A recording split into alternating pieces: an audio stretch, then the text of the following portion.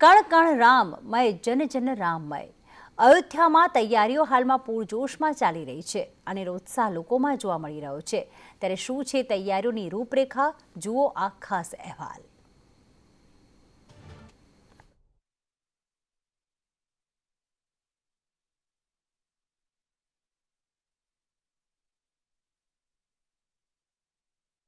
ઉત્તરાયણ પછી તરત કમૂરતા ઉતરે એટલે અયોધ્યા તરફ આખા દેશનું જ નહીં વિશ્વભરમાં વસતા ભારતીયોનું ધ્યાન કેન્દ્રિત થશે, કારણ કે 15મી જાન્યુઆરીથી અયોધ્યાના નવા રામ મંદિરમાં રામલલ્લાને વિરાજમાન કરવાની તૈયારીઓ શરૂ થઈ જશે।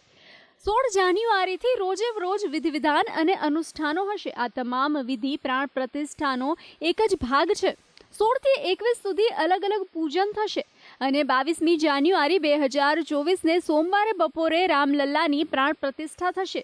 16 જાન્યુઆરીથી જે કાર્યક્રમો, પૂજાપાઠ, વિધિ થવાની છે તેની રૂપરેખા નોંધી લો। 16 જાન્યુઆરી 2024 અને મંગળવાર, યજમાન દ્વારા પ્રાયશ્ચિત, સરયુના તટે 10 વિધ સ્નાન, ગણેશ પૂજન, વિષ્ણુ પૂજન અને ગૌદાન। 17 જાન્યુઆરી 2024 શ્રી રામલલ્લાની મૂર્તિ સાથે યજમાન અને આચાર્ય સાથે ભવ્ય પંચકોશી ક્ષેત્રમાં શોભાયાત્રા નીકળશે।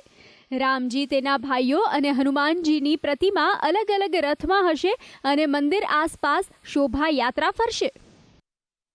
18 જાન્યુઆરી 2024 ગણેશ, અંબિકા, વરુણ, માતૃકા પૂજન, બ્રાહ્મણ વરણ, વાસ્તુ પૂજન, ગર્ભગૃહમાં વાસ્તુવેદી, યોગીની વેદી અને ભૈરવ વેદી બનશે। 19 જાન્યુઆરી 2024 અગ્નિ સ્થાપના દ્વારા અગ્નિ પ્રાગટ્ય, નવગ્રહ સ્થાપના અને યજ્ઞ થશે। વહેલી સવારથી બપોર સુધી યજ્ઞ ચાલશે અને વાતાવરણની શુદ્ધિ માટે યજ્ઞ કરાશે।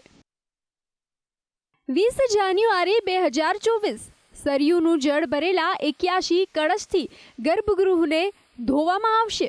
વાસ્તુ શાંતિ અને અન્નાધિવાસ કર્મકાંડ, રામલલ્લાને વિગ્રહ પહેલા જળ, પુષ્પ અને ફળમાં અધિવાસ કરાવશે। 21 જાન્યુઆરી 2024 125 કળશોમાં સરયુ નદીનું જળ ભરવામાં આવશે અને આ પવિત્ર જળથી રામલલ્લાની પ્રતિમાને દિવ્ય સ્નાન કરાવવામાં આવશે। સ્નાન વખતે શાસ્ત્રોક્ત મંત્રોચ્ચાર કરાશે। 22 જાન્યુઆરી 2024 મૃગશીર્ષ નક્ષત્રમાં 11:30 કલાકથી 12:30 કલાક વચ્ચે ગર્ભગૃહમાં એક મૂર્તિ વિદ્યમાન રહેશે। અહીં જ નાનકડા રામલલ્લા સહિત ચારેય ભાઈ અને બાળ હનુમાન વિરાજમાન થશે।